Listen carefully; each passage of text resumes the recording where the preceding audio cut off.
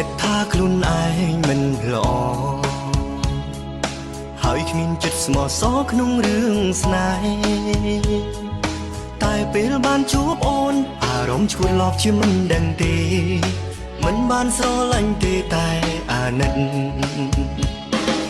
ទើបដឹងថាខ្លួនឯងคงប្លែកមានស្នេហាមួយបែបคงគេអាណិតអូនប៉ុណ្ណាស្រឡាញ់អូនក៏ធំប៉ុណ្្នឹងដែរ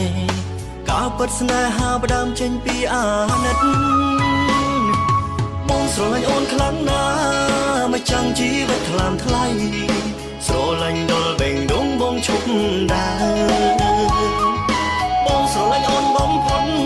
ពេលឃើញអូនធ្វើគ្រប់ទង្វើទូផែនដីឈប់ដើរក៏បងស្នេហ៍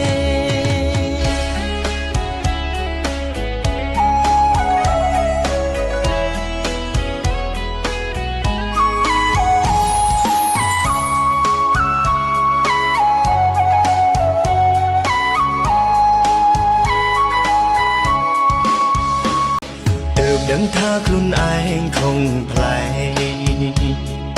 មានស្នេហាមួយបែបคงគេអាណិតអូនប៉ុណ្ណាស្រឡាញ់អូនក៏ធំប៉ុណ្្នឹងដែរការពិតស្នេហាផ្ដើមចេញពីអាណិត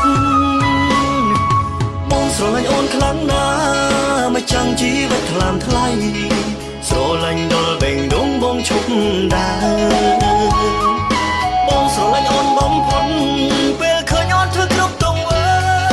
ទូផែនដីឈប់ដើរក៏បងស្នេហ៍